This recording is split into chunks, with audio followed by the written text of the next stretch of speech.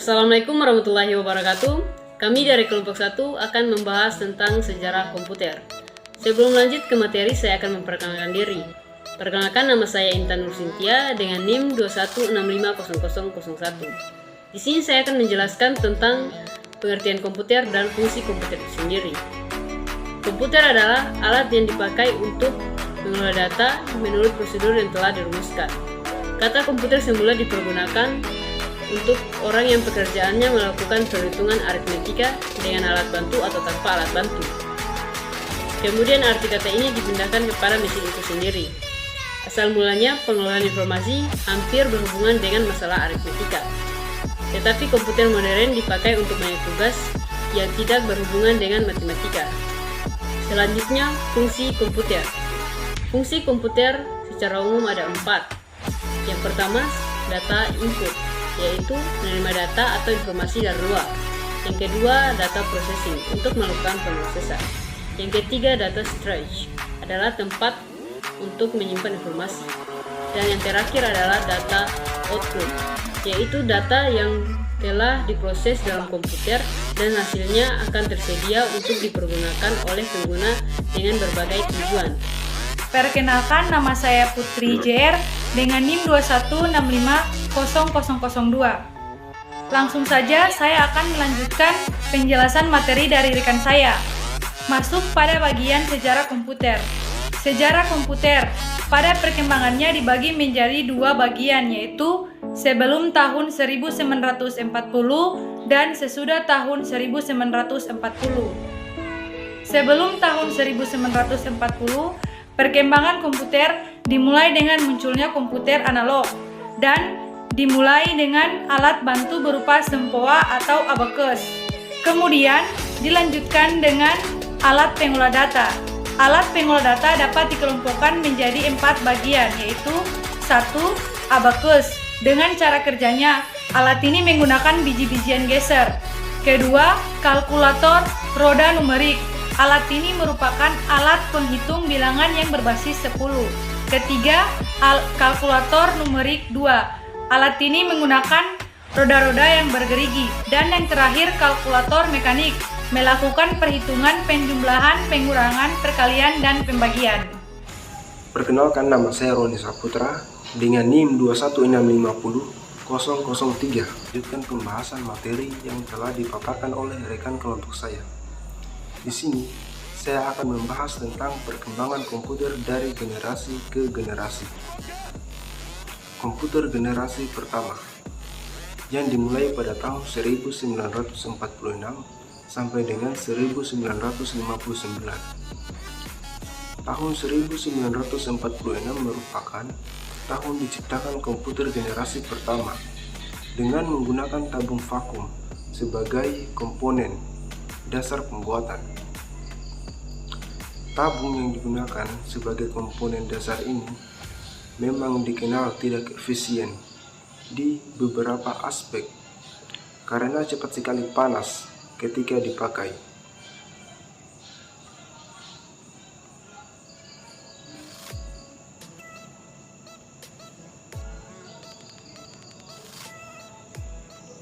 Selain itu, komponen ini membutuhkan daya listrik sangat besar dalam pengoperasiannya.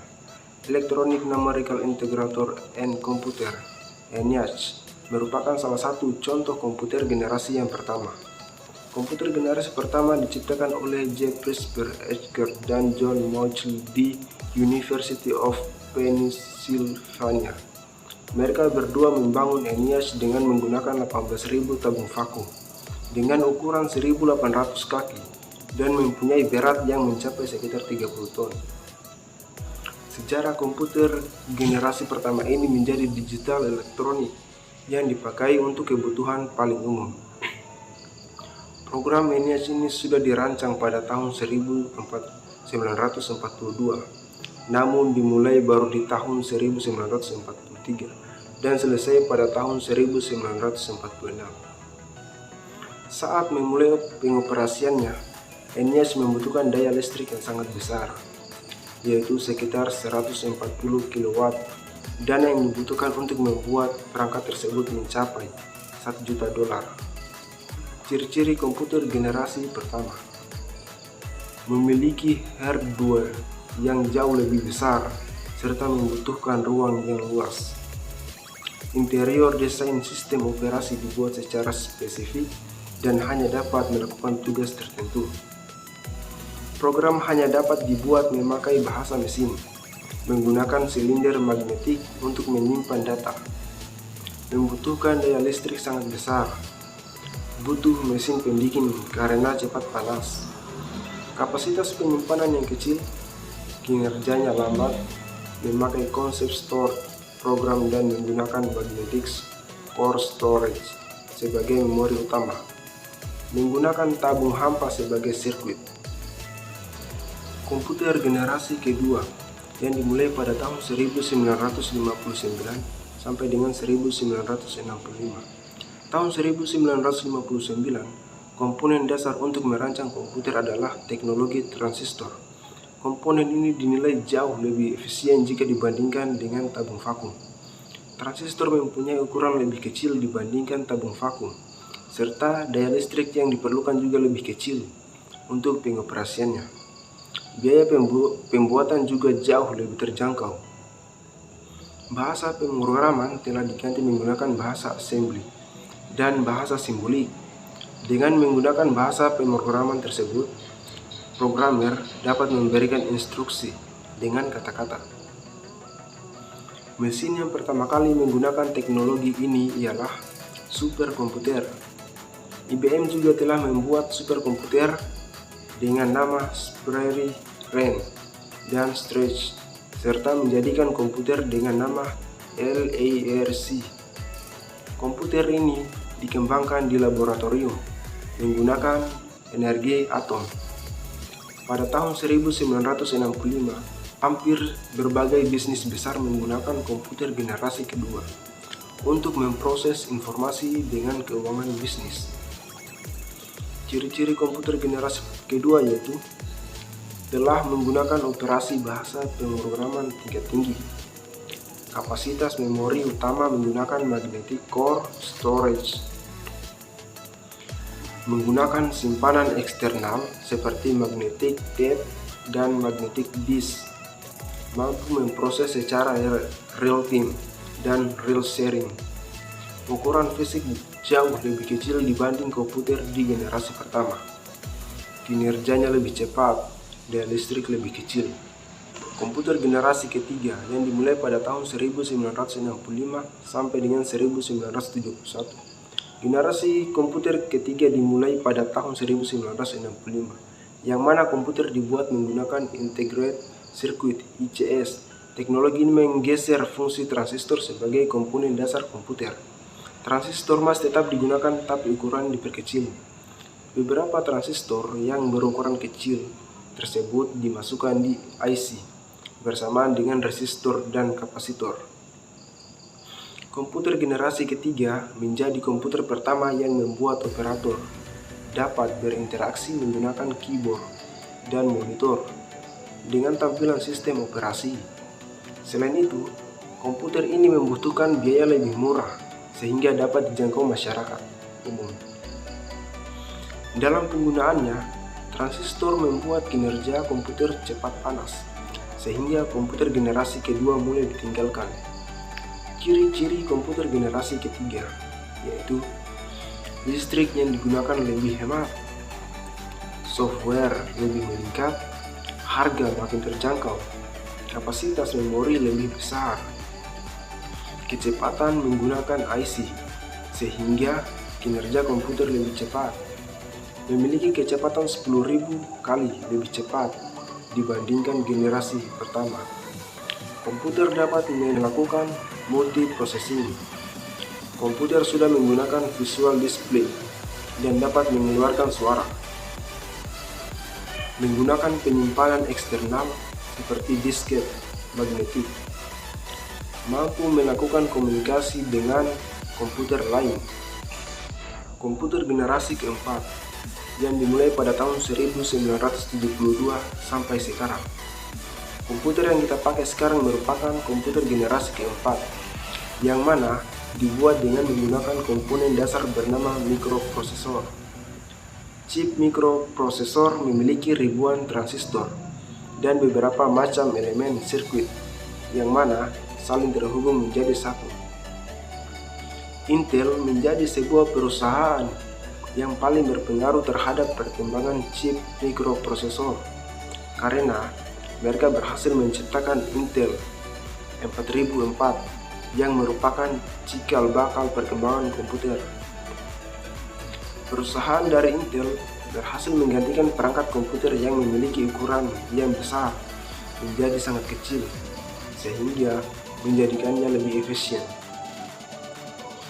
Pada tahun 1971, IBM menciptakan komputer yang didesain khusus untuk kalangan rumahan, sedangkan Apple mempublikasikan Macintosh untuk pertama kalinya pada tahun 1984, yaitu sebuah sistem operasi agar dapat dijalankan dari perangkat komputer. Banyak sekali kemajuan yang pesat terjadi pada generasi ini, seperti diciptakannya mouse, GUI, Graphical User Interface, hingga komputer jinjing yang disebut dengan laptop. Bahkan prosesor atau CPU mengalami perkembangan dari waktu ke waktu hingga sekarang. Ciri-ciri komputer generasi keempat yaitu dapat menggunakan LSI, Large Scale Integration, sudah memakai semikonduktor dan mikroprosesor yang berbentuk seperti chip atau memorinya, dipasarkan pada sektor perorangan. Muncul komputer terbaru yang lebih efisien dan mudah dibawa kemanapun, seperti laptop. Komputer generasi kelima, yaitu dimulai pada masa sekarang sampai masa depan. Generasi kelima ini sebenarnya masih tahap pembangunan, yang mana generasi ini akan mempunyai teknologi yang dibuat berdasarkan kecerdasan buatan. Dalam sejarah perkembangan komputer, pengembangan komputer generasi kelima ini bertujuan agar dapat menghasilkan perangkat komputer yang dapat merespon menggunakan bahasa yang digunakan manusia. Diharapkan dapat mempelajari lingkungan di sekitarnya serta dapat menyesuaikan dirinya. Ciri-ciri komputer generasi kelima. Komputer masih menggunakan teknologi LSI, namun akan banyak mengalami proses pengembangan. Memiliki fitur yang terus berkembang setiap tahunnya. Semakin cepat dalam pemrosesan informasi. Komputer memiliki kemampuan untuk mendengar, berbicara, melihat, dan bisa lebih canggih lagi. Bahkan dapat memberikan kesimpulan layaknya manusia. Atau perkenalkan nama saya Nurahmi dengan NIM 216500004. Saya akan menjelaskan tentang komputer generasi kelima atau komputer masa depan. Nah, komputer generasi kelima adalah suatu perkembangan dari komputer generasi keempat. Ada sebuah ramalan yang dituliskan dalam sebuah buku yang berjudul Pengantar Teknologi Informasi yang dituliskan oleh Abdul Qadir dan Tetra C.H. Triwayuni bahwa komputer masa depan akan menyerupai manusia yang dapat berpikir dan mempunyai perasaan. Beberapa ilmuwan meyakini jika terciptanya suatu komputer generasi kelima dengan suatu komponen yang disebut dengan biochip yang terbuat dari sintesis protein.